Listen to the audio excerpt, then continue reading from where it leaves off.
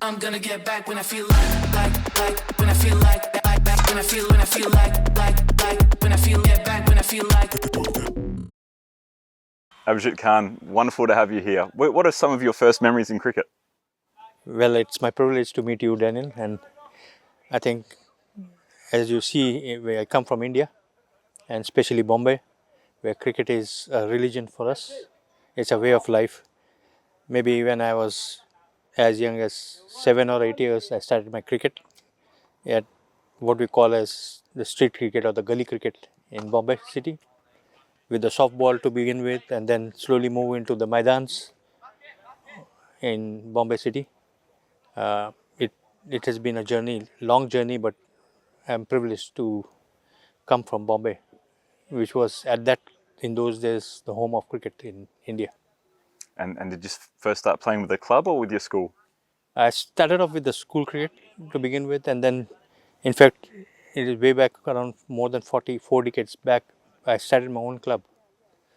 In those days, it was just building up into club and academies were coming up, and we were building up cricket from the grassroots level. So I was partnering with one of my friend who was also a doctor and who was working for the National Cricket Academy in India, Dr. Kinjal Suratwala. So that's how I got sucked into the leadership position even in cricket, and I happened to play a lot of club cricket and then get into the university cricket. In those days, most of the players from Bombay were part of the test team. India, at least 70 to 80% of the team would be from Bombay. So, relatively, I was exposed to good competitive cricket at that moment and some serious cricket. But when I sit here and come here, look at this environment, I feel that we saw it very late coming, because most of my cricket was in white clothings, and I was just telling to my few of my players here, if we loft the ball, our coaches would get upset, and we were punished with no net training or no. We were not allowed to play for days if we loft the ball and play some stroke across the line. But the game has evolved, and I have grown with it. As I said, day in and day out, I live cricket, and maybe today, if I'm sitting in front of you, is basically as I spoke to you very casually, but it's the ECN which has driven me, my health, and my whole existence in the last 2 years, 3 years. Thank you. We know you love cricket so much, and it's just incredible. But the experiences that you've seen and developed with your friends and your family, and then as a coach, is extraordinary, and it's an extraordinary asset to cricket in Europe. Before you were in Europe, you were in South America, right? Yeah. And what were you doing there? In fact, that was a game changer, because when I moved from India, it is actually I have been doing nothing much but following my wife. She was a global talent in one of the German company, Merck, and she was into IVF marketing. So we shifted first to South America, Brazil, and I got sucked into the development of cricket program in Brazil, because when I got introduced to one Mr. Matt Featherstone, I think he's a legend. The way he has developed cricket in Brazil and Latin America, I think that gave me a lot of input. Yeah, I've heard a lot about Matt and what he's doing there. Were you in Sao Paulo or in Rio? I was based at Sao Paulo, but the home of cricket was in Poços de Caldas, which is just 2 hours away from Sao Paulo. Okay. But and most of our national matches would be in Rio. But it's a big country, and not much knowing about cricket. But what I learned about cricket development is basically what Matt has been creating over there. Yeah. It's been overwhelming what he has been doing for youth cricket, as well as development of the women's cricket as well. Yeah, we see a lot of women's cricket from Brazil on social media, and it's incredible. Seeing is believing, because when we started with the underprivileged kids in schools in Postos de Caldas, we were just 5 or 6 kids coming per lesson. And then now I understand there are more than 5,000, 6,000 kids playing in Brazil and on regular basis. The women's team has done very well in the 2 qualifiers they have played in Latin America. I think they are now just on the 2nd position to USA. But they have beaten teams like Argentina and Canada consistently now. And it's the core team of the women is absolutely built from the base level. So I understand they are the only team now in the world, women's team, which are on central contract, or they were the first team to get central contract in the world. Yeah, incredible. Yeah, that's a super inspiring story, and you must have learnt so much from that experience. Yeah. And then you moved to Europe with your wife's work again. Yeah. And then what are some of your first memories of cricket in Europe when you arrived?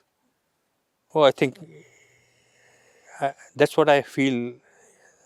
I'm more complete as a person because of cricket, because I got to see so many places and travel so many places. But it was just on the very first day of landing in Germany, in Frankfurt.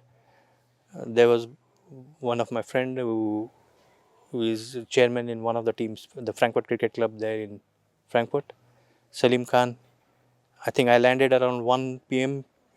in the afternoon, and 4 p.m. he was at my doorstep to hold me back in Frankfurt Cricket Club. And then, we worked together for more than 3 years to establish cricket and an academy there. So we created one Frankfurt International Cricket Academy for the youth and women development. So it just happened. It just, I got sucked in on the very first day.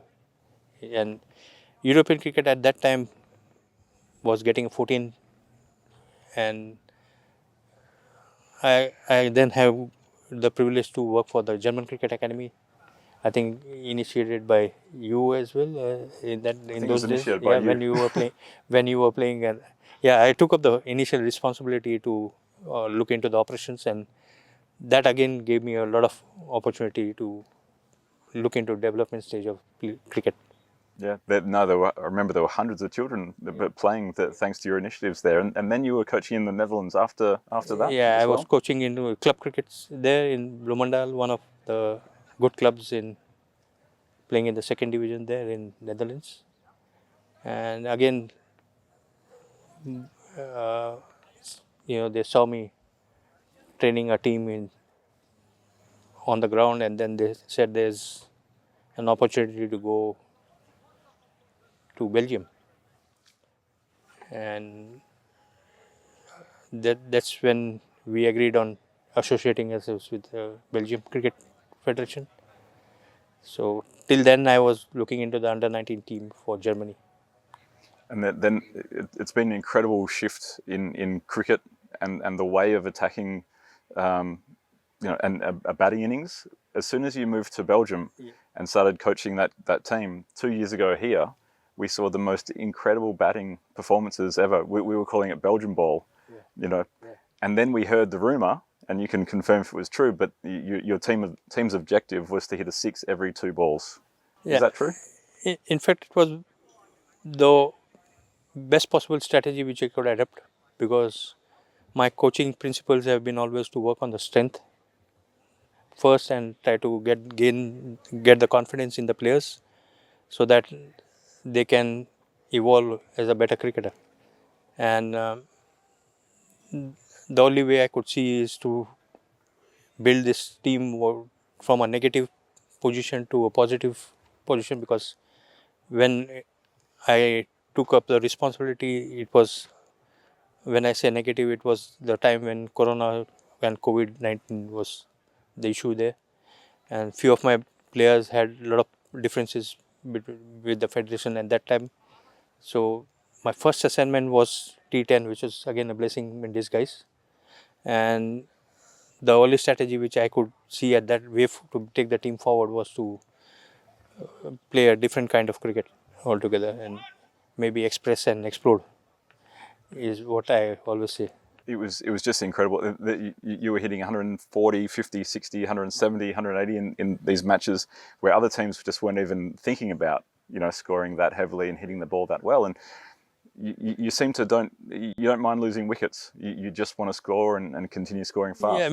maybe my way of thinking is in T10, I have enough confidence and firepower to take us through the 10 overs without losing much of wicket. And that's the only way my boys know to play. So I just wanted to give them the freedom, and maybe that helps their bat swing, their bat speed, and the way they hit is more fearless. And so capitalize. Why not capitalize that? I have given them some leverage in short selection. So basically, boundary every 2 balls is what we look at. So usually when we set targets, we don't talk about what score we are scoring. We just talk about whether we need to hit 25 boundaries or 30 boundaries in an inning, and maybe look for 2 or 3 overs where we score more than 20 runs in a shorter format. So we come to somewhere till last year. I think I was quite confident about 130, 150 here. But the way the pitch is playing and the outfield has been quick and fast, I think now we are trying to look to score 180 plus. And how do you bowl against a team that also wants to bat like you want to bat? Yeah, I think maybe change of pace, maybe bowl the Yorkers more. So I've got some specialist Yorker bowlers ready for that. But at variation and change of pace as well as Yorkers. For me, it was really interesting to see 2 years ago when it was the England 11 and Belgium, and you guys were playing this extreme cricket. And I remember talking to the English coach, and he didn't know what to do against your batting. And then we heard that you guys wanted to hit a boundary every 2 balls. Yeah. And then we heard from the English team that they wanted to bowl 6 different balls in an over. Yeah. And that was the best way to combat, because there's no certain specific ball. So trying to bowl 6 different balls, and then you trying to hit 6 different balls for 6 in an over is just incredible entertainment. So I thank you for the mindset that you brought to the game. It's incredible. Yeah, right now I think the team is happy to hit 3 boundaries in an over, at least 3 boundaries, because when I say 1 and 2 balls, they have a little flexibility to go for the short selection and play on the merit. But it's the amount of talent what the boys have. It's exceptional. I can say anything I want, but it's at the end of the time, the end of the day, the way they execute and the way they enjoy executing it. It's not that it's been forced upon them, and that's the way they have been playing. And it's sometimes when people look about and talk about my coaching style, I think they feel it's just that I don't do much other than just giving them a little mindset change. But that's the way they are. They're all seasoned cricketers. I've stuck to the same homegrown players. I've stuck to the same players, build their confidence in the training, give them a lot of power hitting lessons. And that's how we work as a team. And in Belgian cricket, is the game growing there? And is Belgian domestic cricket trying to hit sixes like they do when they come into T10? Are they taking that same approach into their T20 domestic cricket? Yeah, as I said, primarily my vision as a coach, head coach, and being part of the team management has always been to grow from T10. I was never making claims of playing the ODI or maybe T20. We wanted to get a little more interested over a period of time, but T10 was a best bet for us, and we stuck to it, and we found some results there, which was further motivating. And we have batters who are actual role models all over Europe now. Mm-hmm. So they have been playing the entire year T10 all across Belgium, all across other countries in Europe. So is there a lot of tape ball cricket being played in Belgium as well? Yeah, in the past, yes. But now a lot of T10 tournaments we come just out of a T10 tournament in one of the regions. So both the regions, we have 2 regions which we are focusing on. Both had a T10 tournament, and from there I think we shortlisted the best out of them and got the whole national team coming in. And the number of clubs growing in Belgium at the moment? Yeah, yeah, a lot of clubs are growing. A lot of them are interested as well. But we are looking at more improving the facilities there. We have some 12 good grounds now. Out of maybe 6 out of them would be international standards, and we are still working hard towards getting our national team home of cricket ground. So at the Royal Antwerp Cricket Club, which is a wonderful club and a wonderful clubhouse there, that was actually I think the first ever live streamed match that Germany did with Belgium, and that was a T20I, and yeah, I played in the match and pretty unsuccessfully because I was too busy worried about the cameras and the stream.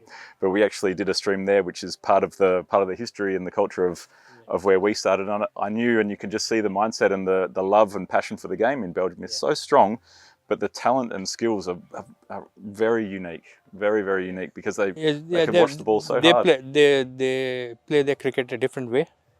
I would say, people used to doubt whether we are playing the right way, but according to me, that's the best way to play as of today, as the game has evolved drastically. And I am confident that this team will continue to deliver. If I say 180, they might in a day or two smash 200 plus, and without any sweat. So, is the way they play is absolutely without any cluster mindset. Very open-minded. They are accepting the challenge, and they. And are many of the Belgian players playing in the Netherlands as well, in the domestic Yes, leagues there? they play in Netherlands, and they play across many of your ECN programs in all across Europe as well. But yes, a lot of our boys go to play in the leagues in Netherlands league. Our Belgium league is getting more and more competitive. There are nearly now 8 teams in the top level, and the six divisions are playing. So nearly 28 clubs are already competing with more than 5 or 6 teams in each club. And as a coach, are you talking and being with the national team on a weekly basis or on a monthly basis? Yeah, I think I'm approachable maybe 24 into 7. But I do make sure that I go at least once in a week, maybe from a Thursday to weekend, and I'm open to spend as much time with the players. Now, as a strategy, we are also now expanding and moving into different locations, right up to Kotrij and the furthest place. I feel we go out and then bring them inwards. So we have strategically started building a Belgium Cricket Academy program, which will work from the grassroots to, what we call as plants to pillar. So maybe nurture the youth. The women team is coming up now, quite buoyant about the way women are joining in. So we are now regularly every week more than 30 to 40 women players are training, and the intensity is increasing. So Yeah. And where do you think Belgium cricket will be in 10 years' time? I was dreaming about qualifying this year, but we had a bad loss to Portugal last year. Maybe 25, 26, you will see a good qualifier rounds played by Belgium, because, 2 years back they were saying that we can only play T10, we are only smashers, we play only one way. But when we play T20 also, I think I just had to request them to replicate what they do in the first 10 overs, replicate it in the next 10 overs. So I think they have been consistent even in T20, scoring around 180 plus. So I'm hopeful that by end of this learning in this ECN, we should be able to hit around 18 runs over, and then keep it consistently even in T20. So hopefully that will help us to qualify as one of the good teams in Europe. I think you're the one that understands it the most, that it's all about intent and mindset, isn't it? And having a good culture of being able to express yourself in the middle. Yeah, I think the buzzword is the culture, what we want to meet. So I don't promise very clear results about getting into the World Cup or being one of the top teams in the world, but if I can build a culture where whichever level you see the game is evolving, like in India, we talk about whichever format, whichever age group or whatever format they play, any team, they are in the top 5. I want to create a culture where we are at least the one of the most competitive team in Europe. So that also gives me a good high, and we play some good cricket, so people enjoy what we're trying to do. Yeah, obviously we want to win every match, but I'm I keep telling if you want to win championships, you have to learn to lose also few matches, give away few matches. So I'm ready to accept few losses, but from that learning, I think we will grow better and faster, and hopefully we'll see some good results from Belgium. Yeah, thank you. No, we love watching Belgium play cricket. We love watching Belgium ball. We love the way you approach the game, and we love the spirit and the passion that you bring. So, thank you so much, and it's wonderful to have you here. In fact, on behalf of Belgium, I think the federation respects the way you have grown this game, the passion which you have driven. Yeah, I know from your playing days, you have worked very hard and day in and out. So it gives us the platform to today play the cricket what we love, the way we love it. And so thank you so much, Daniel. Thank you. Yeah, thank Thanks you. very much. Yeah. Can I present this cap from Belgium Cricket Federation? Yeah. Wonderful. Thanks very much. Thanks again. Thank you.